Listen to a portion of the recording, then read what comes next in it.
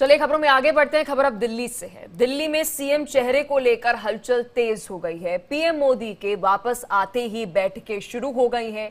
1 या 2 दिन में बता दें कि ऑब्जर्वर्स जो है उनकी नियुक्ति की जाएगी, क्योंकि हर बार हम देखते हैं जैसे ही बीजेपी किसी प्रदेश में जब सरकार बनाने जाती है, सीएम का फैसला तय किया जाता है, कौन कौन मंत्री रहेंगे, कई सारे देखिए सरकार गठन के अंदर फैसले रहते हैं, तो उससे पहले जो पर्यवेक्षक होते हैं उन्हें भेजा जाता है उस राज्य में, दिल्ली से। लेकिन क्योंकि दिल्ली में ही ये सरकार बनने जा रही है, मुख्यमंत्री जो चेहरा है उसे फाइनल करना है, तो अब जो ऑब्जर्वर्स हैं उन्हें दिल्ली में किसे सीएम बनाया जाए, विधायकों के साथ ये बात होगी, विधायक दल के साथ बैठक होगी। दिल्ली में 19 फरवरी को शपथ ग्रहण हो सकता है। हमारे सोर्सेज से ये भी जानकारी सामने आ रही है। खबर है कि 14 फरवरी को दिल्ली के सीएम का नाम फाइनल करने के लिए बीजेपी नेताओं की बैठक हुई है और इस बैठक में बीजेपी अध्यक्ष जेपी नड्डा, बीएल संतोष, वीरेंद्र सचदेवा, हर्ष मल्होत्रा, पवन राणा मौजूद रहे।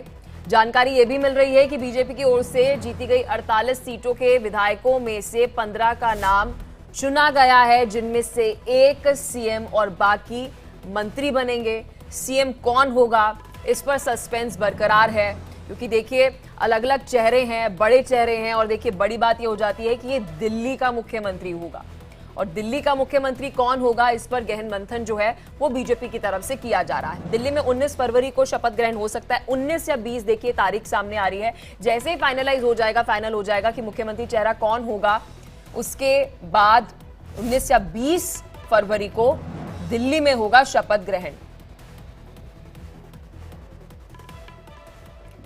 तो देखिए ये बड़ी खबर दिल्ली से आपको बता रहे हैं, और इस खबर पर और अधिक जानकारी के साथ मेरी सहयोगी आयुषी हमारे साथ सीधा दिल्ली से जुड़ चुकी है। आयुषी, खबर पर क्या कुछ अपडेट? देखिए अभी दिल्ली वासी बेसब्री से इंतजार कर रहे हैं कि आखिर उनका मुख्यमंत्री कौन होगा। जी बिल्कुल, पूरी दिल्ली को इंतजार है कि आखिर उनका मुख्यमंत्री कौन होगा। और बीजेपी जिस तरीके से पिछले कई चुनाव में हमने देखा है कि बीजेपी चुनाव जीतती है, और एक चुनाव जीतने के बाद जो सीएम है वो एक सरप्राइज चेहरा होता है, जिससे जनता भी सरप्राइज हो जाती है, और पूरा का पूरा जो प्रदेश के जो उनके कार्यकर्ता हैं वो भी। ऐसे में आपको बता दें, दिल्ली में इस वक्त 48 के 48 विधायक जो बीजेपी से जीत कर आए हैं वो अपने आप को मुख्यमंत्री मान सकते हैं, क्योंकि कोई भी हो सकता है। जिस तरीके से हम कई नामों पर हम चर्चा कर रहे हैं लगातार, और हम ये भी समझने की कोशिश कर रहे हैं कि क्योंकि दिल्ली है ये, अरविंद केजरीवाल विपक्ष की भूमिका में है। अरविंद केजरीवाल एक ऐसे नेता रहे हैं, पूर्व मुख्यमंत्री तो रही है, लेकिन ऐसे नेता रहे हैं जो छोटे से छोटे मुद्दे पर भी वो दिल्ली की जनता के बीच हमेशा से जाते रहे। तो ऐसे में बीजेपी को 27 सालों बाद सत्ता मिली है। बीजेपी को एक ऐसा चेहरा लेकर आना होगा जो विपक्ष में अरविंद केजरीवाल के सामने उनकी हर सवाल का जवाब दे सके, और सरकार पूरे 5 साल का जो कार्यकाल है वो अच्छे से पूरा कर सके। साथ में देखा जाए तो 6+1 का जो फॉर्मूला है वो दिल्ली मंत्रिमंडल के लिए अप्लाई होता है। ऐसे में 6 मंत्री और 1 मुख्यमंत्री, तो मंत्रिमंडल में कौन कौन चेहरे होंगे, ऐसे में एक चेहरा जो साफ हमें नजर आ रहा है वो प्रवेश वर्मा का है। हम ये जरूर कह सकते हैं कि लेकिन आयुषी देखिए यहाँ पर हम कुछ कह नहीं सकते, क्योंकि सभी प्रवेश वर्मा का नाम ले रहे हैं, लेकिन कहीं ऐसा तो नहीं होगा कि बीजेपी देखिए सब कुछ सोच रही है, यहाँ पर आने वाले चुनावों को भी सोच रही है, उसके मद्देनजर हम देखते हैं फैसले लिया जाता है, पीछे संघ जो काम कर रहे होते हैं उसके मद्देनजर फैसला लिया जाता है। लेकिन क्या लगता है बीजेपी का वो मूड रहता है कि नेपोटिज्म का कहीं आरोप जो है प्रवेश वर्मा को अगर मुख्यमंत्री बना दिया तो लग जाए? क्या इससे बचते हुए बीजेपी नजर आएगी? इस सोर्सेज से क्या कुछ जानकारी मिल रही है? देखिए प्रवेश वर्मा मुख्यमंत्री की रेस की बात नहीं मैं कर रही हूँ। प्रवेश वर्मा मुख्यमंत्री चेहरा नहीं हो सकते हैं, इसके पीछे कई वजह है।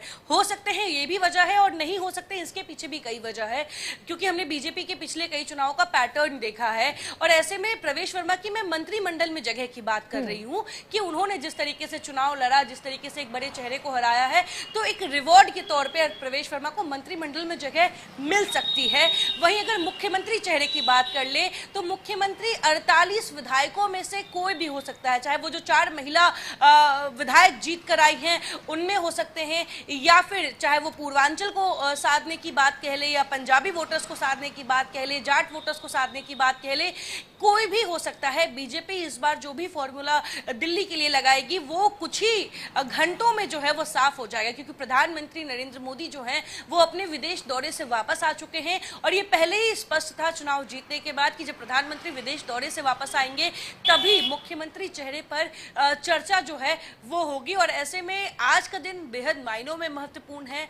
लगातार बैठकों का दौर जारी है और आज से इसमें काफी तेजी आ जाएगी, क्योंकि जैसे ही प्रधानमंत्री वापस आए वैसे ही वापस से ये जो चर्चा है वो तेज शुरू हो गई कि आखिर मुख्यमंत्री कौन होगा। और ऐसे में आज आपको बता दें आज कई अहम बैठक होने वाले हैं प्रदेश स्तर पे, राष्ट्रीय स्तर पे, और ऐसे में एक इंटरनल बैठक की भी संभावना है, क्योंकि कल विधायक दल की बैठक है। तो उससे पहले भी बीजेपी के जो शीर्ष नेतृत्व हैं वो एक राउंड टेबल टॉक जरूर करेंगे इस पर कि आखिर बीजेपी किस स्ट्रैटेजी के साथ, क्योंकि लगातार बीजेपी पर एक सवाल रहा है जो विपक्षी पार्टियां करती आई है कि आखिर चेहरा कौन होगा। क्या लगता है आयुषी, जानकारी तो ऐसी भी मिल रही है कि सीएम के साथ 2 डिप्टी सीएम भी हो सकते हैं?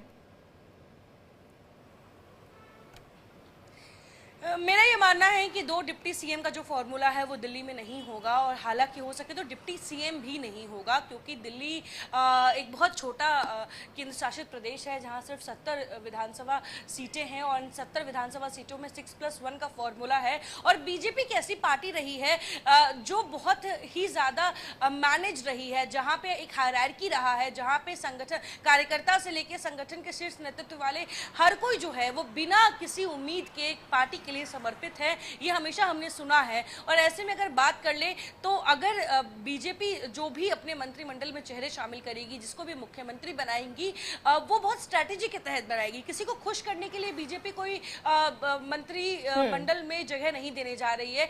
बीजेपी हमेशा से एक ऐसी पार्टी रही है जो कभी भी आप जीत के आए हैं इसके लिए शाबाशी जरूर मिलेगी आपको, लेकिन आप जीत के आए हैं इसलिए आपको मंत्री बना दिया जाए, या आप एक वर्ग से आते हैं, या आप एक आपका पारिवारिक लेगेसी रहा है उसकी वजह से बना दिया जाए। बीजेपी कभी इस तरीके से काम नहीं करती है। बीजेपी हमेशा भविष्य को सोचकर आज का फैसला लेती है, और ऐसे में 2 डिप्टी सीएम का फॉर्मूला मुझे नहीं लगता है। देखिए अब क्या हो सकता है, जब तक वो आधिकारिक हमारे पास नोटिस नहीं आ जाता है तब तक हम भी नहीं कह सकते हैं। लेकिन ठीक है आयुषी, बहुत शुक्रिया एक जानकारी साझा करने के लिए। खबर पर आप नजर बनाए